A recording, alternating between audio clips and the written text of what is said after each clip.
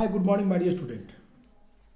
Today we are going to start your class 11th history, chapter 9, theme 9, industrial revolution. In this chapter, we have discussed the previous topic like who were inventors, spinning cotton weaving,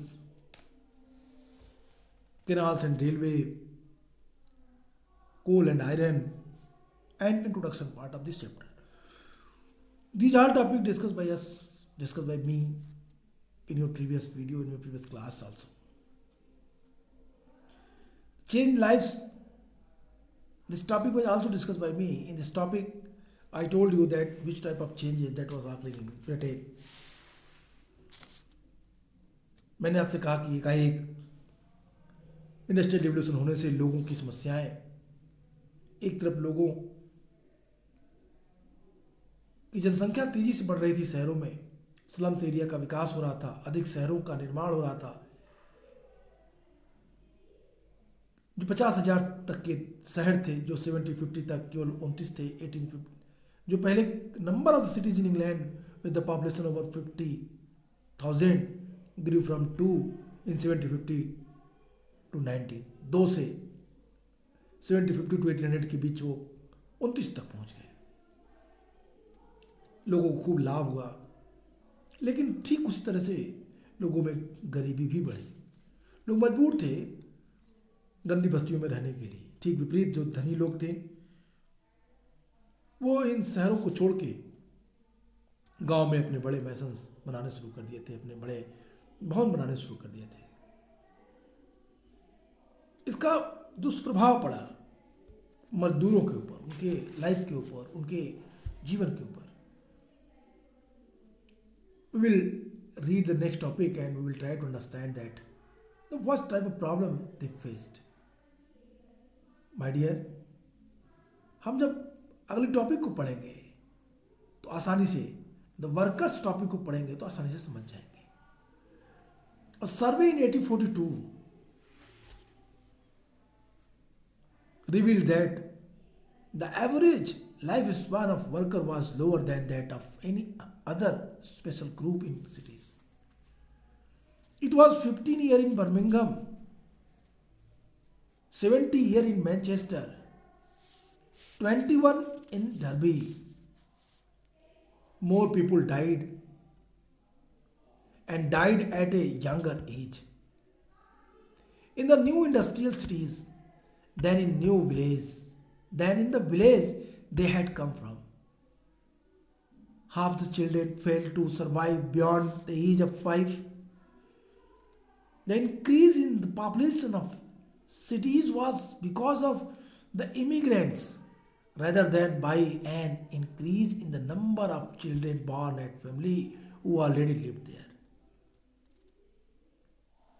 How strange! It is very clear that during industrialization, lifespan was very short. The city, no doubt to say that their number is increased, but their number increased with the help of migrants who came from rural area to urban area. Except the population of cities was immigrants rather than by increase in the number of the children born to the families who already lived in there.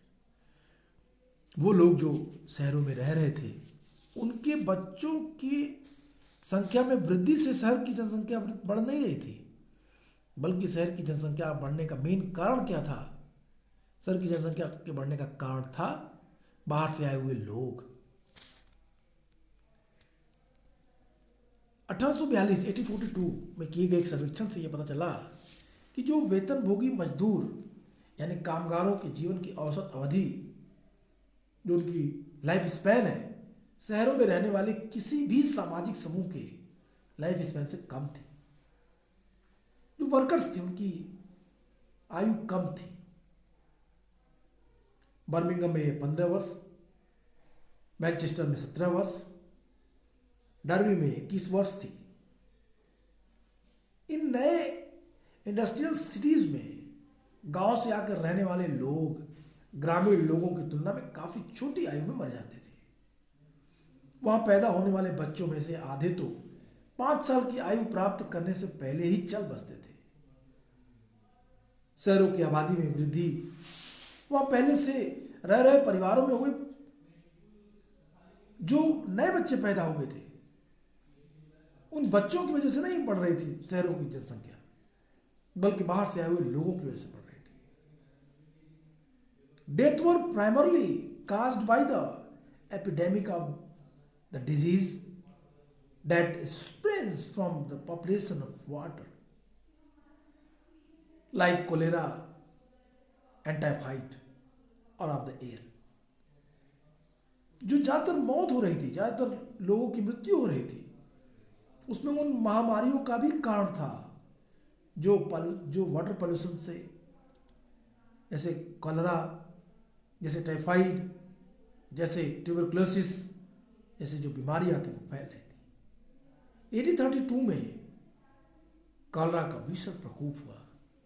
My dear, when you will read this line, you can easily understand that, like the tuberculosis, more than 31,000 people died from an outbreak of cholera in 1832. Until the late 19th century, the municipal authorities were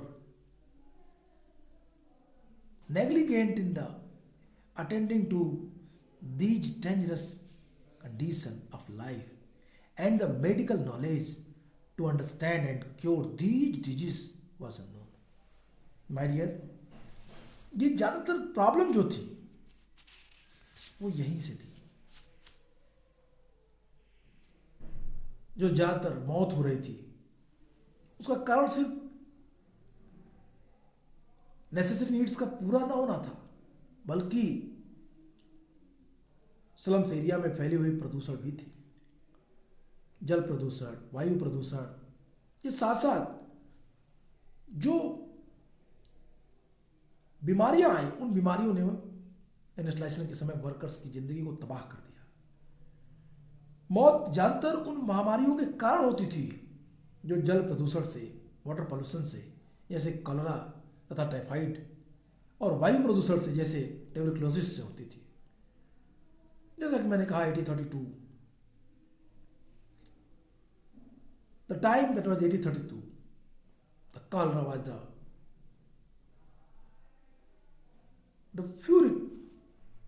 furious stage. Cholera was in the furious stage. More than 31,000 people died from cholera in 1832 until late 19th century. 1832 में cholera से 31,000 से अधिक लोग काल के गर्त में समा गए। 19वीं शताब्दी के अंतिम दशकों तक स्थिति यह थी कि नगर प्राधिकारी जीवन की इन भयंकर परिस्थितियों की ओर कोई ध्यान नहीं देते थे, और इन बीमारियों के निदान और उपचार के बारे में चिकित्सकों या अधिकारियों को कोई जानकारी ही नहीं होती थी। How strange that the problem that was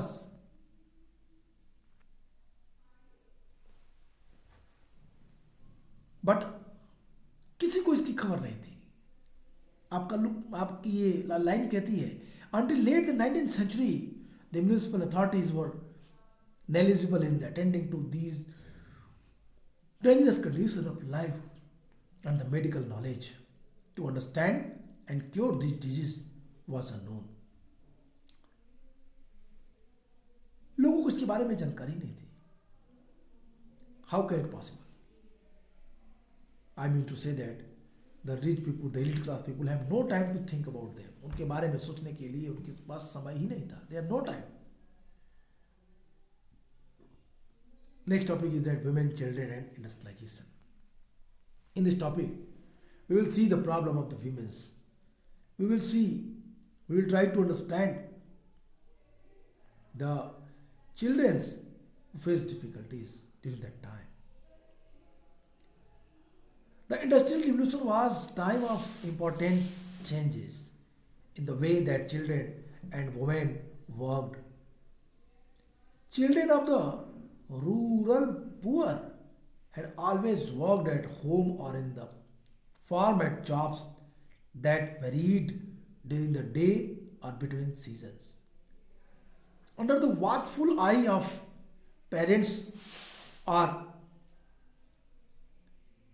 relatives, likewise in village, women were actively involved in farm work. They reared livestock, gathered firewood, and spun yarn on a spinning wheel in their home. औद्योगिक क्रांति एक ऐसा समय था जब औरतें और बच्चों के काम करने के तरीकों में महत्वपूर्ण बदलाव आया। ग्रामीण गरीबों के बच्चे हमेशा घर में या खेत में अपने माता पिता के साथ, अपने संबंधियों के साथ उनकी निगरानी में तरह तरह के काम किया करते थे, जो समय, दिन या मौसम के अनुसार बदलते रहते थे। इसी प्रकार गांव में औरतें भी खेत में काम में सक्रिय रूप से हिस्सा लेती थी। वे पशुओं का पालन पोषण करती थी, लकड़ियां इकट्ठा करती थी और अपने घरों में चरखे चलाकर सूत काटती थी। कारखानों में काम करना इस बिल्कुल अलग किस्म का होता था। वहां लगातार कई घंटों तक एक ही तरह का काम कठोर अनुशासन तथा तरह तरह के दंड की भयावह परिस्थितियों में कराया जाता था। डरा करके, धमका करके कठिन परिस्थितियों में महिलाओं से काम कराया जाता था। My dear, you should never forget that कि जो मेल वर्कर्स थे, कि जो वेज होती थी, मजदूरी होती थी, केवल मामूली थी। उसे केवल अकेले घर का, मतलब यदि आदमी कमाए तो उससे घर का खर्च नहीं चल सकता था।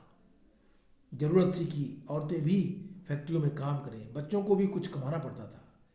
जो जो मशीनों का प्रयोग बढ़ता गया, काम पूरा करने के लिए मजदूरों की जरूरत कम होती गई। इंडस्ट्रियलिस्ट आदमी की जगह, मेल की जगह फीमेल, विमेन वर्कर और चिल्ड्रंस को वरीयता देने लगे।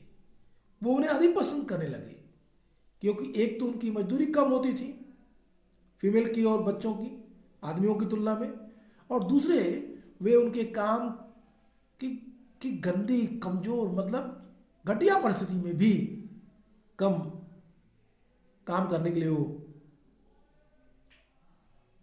तैयार हो जाते थे, या यूं कहें कि उनसे ये काम कराना आसान होता था।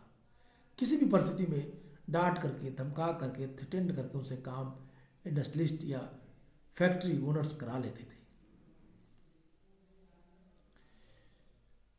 This is what explained in the line. When you will read this paragraph, you can easily understand that circumstances that were difficult against the women and children. Work in the factories with long, unbroken hours of the same kind of work, under strict discipline and sharp form of punishment, was completely different. The earning of women and children were necessary to supplement men's merge wage. As the use of machinery spread and fewer workers were needed, the industrialists preferred to employ women and children who would be less agitated about their poor working condition and work for lower wages than men. They were employed in the large number in cotton textile industry in the Lancashire and Yorkshire. Women were also the main workers in the silk. My dear, यहाँ पे सबसे जरूरी क्या है? कहता है कि स्त्रियां और बच्चों, महिलाएं और बच्चों को लंकाशायर और यॉर्कशायर के नगरों में स्थापित जो कॉटन मिल्स थी, जो कॉटन फैक्ट्रीज थी, जो कॉटन इंडस्ट्री थी, उसमें उनको काम पे लगाया जाता था। कॉटन के अलावा सिल्क, रेशम, फीते बनाने और बुनने के उद्योग धंधों में, और बर्मिंघम के जो धातु उद्योग में बच्चों के साथ साथ महिलाओं का प्रयोग ज़्यादा किया जाता था एज ए वर्कर। औरतों को और बच्चों को ही इन शहरों में नौकरी दी जाती थी। कपास काटने की जेनी जैसे अनेक मशीनों ने तो कुछ इसी तरह की बुनाई इस तरह बनाई ही गई थी, उनको इस तरह से प्लान ही किया गया था। जेनी जो मशीन थी सूत काटने वाली, उसको कुछ इस तरह से बनाया गया था कि उसमें बच्चों की उंगलियां आसानी से जा सकें। बच्चे ही अपनी फुर्तीली उंगलियों और छोटी सी कदकाठी के कारण आसानी से काम उसमें कर सकते थे। बच्चों को अक्सर कपड़े की मिलों में रखा जाता था क्योंकि वहाँ मशीनें बहुत ही कम दूरी पर, या हम दूसरे शब्दों में कहें तो सटा कर रखी गई थी। मशीनों के बीच में छोटे बच्चे आसानी से आ जा सकते थे। बच्चों से कई घंटों तक काम लिया जाता था, यहाँ तक कि उन्हें हर रविवार को भी मशीन साफ करने के लिए काम पर आना पड़ता था, जिसके परिणाम स्वरूप उन्हें ताजी हवा खाने या व्यायाम करने का कोई मौका नहीं मिलता था। कई बार तो बच्चों के बाल, उनके कपड़े मशीनों में फंस जाते थे या उनके हाथ ही मशीनों में कुचल जाते थे। यहाँ तक कि बच्चे काम करते करते इतने थक जाते थे कि उन्हें नींद की झपकी आ जाती थी और वो मशीनों में गिरकर मौत के मुंह में चले जाते थे। That was a difficult situation, my dear. That's why the people, they started revolt against this type of activities. The lace making and knitting industries, as well as along with the children in the metal industries of the Birmingham. Machinery like the cotton spinning jenny was designed to be used by child work with their small build and nimble finger. Children were often employed in textile factories because they were small enough to move between tightly packed machinery. The long hours of work, including cleaning the machines on Sunday, allowed them little fresh air or exercise. Children caught their hair in machineries or crushed their hand, while some died when they fall into machines as they dropped off to sleep from exhaustion. Coal mines were also dangerous places to work in. Coal mine, no doubt to say that it is also the dangerous place to work in. Roof caved in, or there could be in explosion, and injuries were therefore common.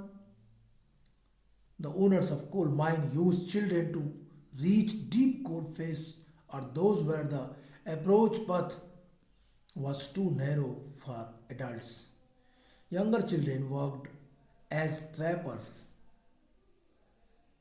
who opened and shut doors as the coal wagons traveled through mines or carried heavy load of coal on their back as coal bearers. My dear, इन चीज़ों को देखें आप,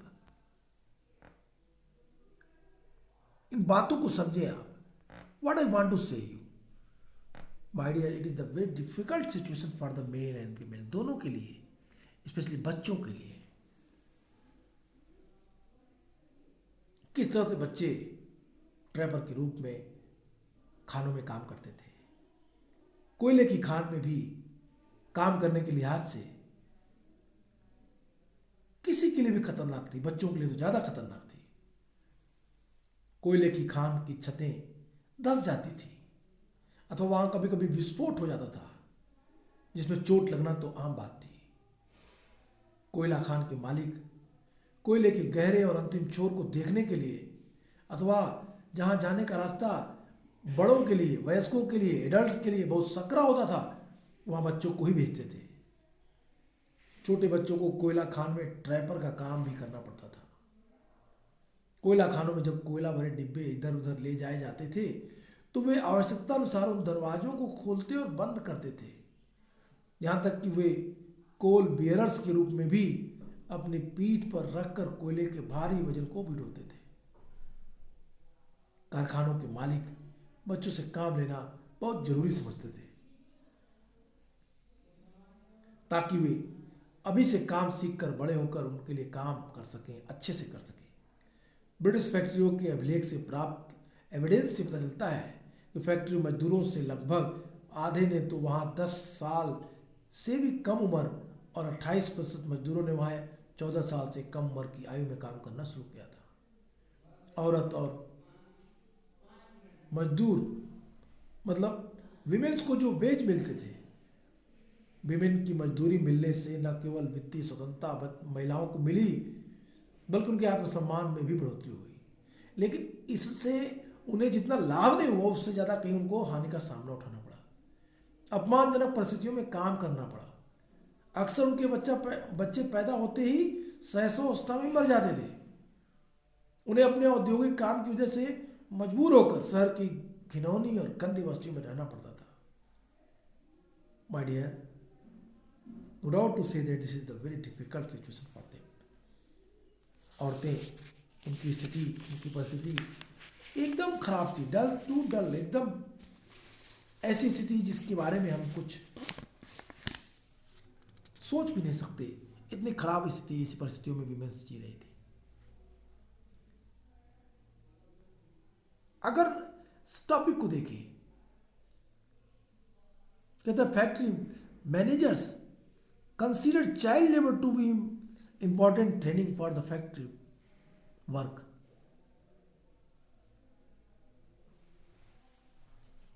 My dear, no doubt to say that the coal mines were also dangerous place, but the factory managers considered child labor to be important training for future factory work.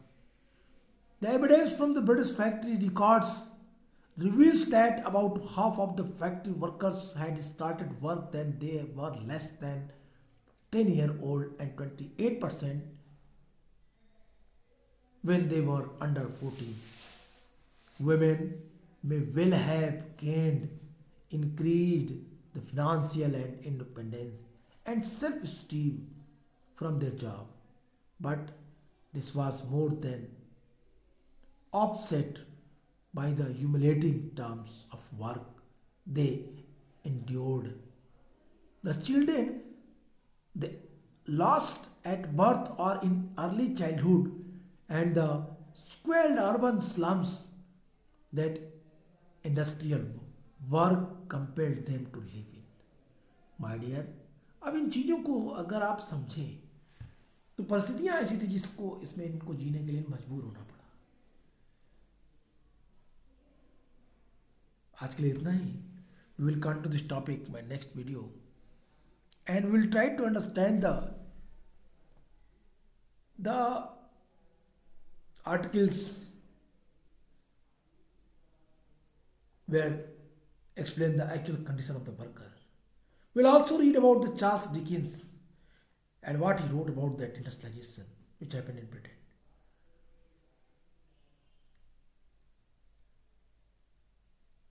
तो फिर मिलेंगे next video में। Good bye and take care. तो हम देखेंगे इस पूरे movement को, इस पूरे मूवमेंट की गति को, इस पूरे मूवमेंट की दिशा को। तो हम आसानी से इसको समझ सकते हैं कि किस तरीके से एक के बाद एक घटनाएं घटी और इन घटनाओं ने राष्ट्रीय आंदोलन को एक नया स्वरूप दिया।